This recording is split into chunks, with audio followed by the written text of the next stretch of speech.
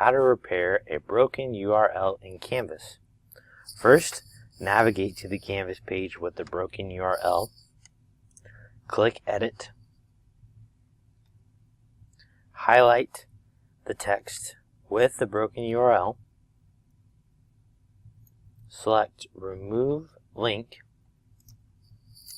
Navigate to the page that you want the URL to copy from.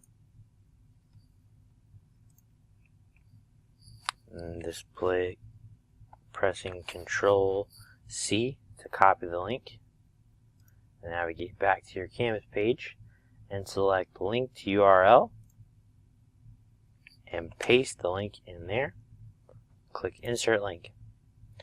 The yellow bar will show up indicating it has been linked. And save. And test the URL. And there you go. You have repaired the broken URL link in your Canvas site.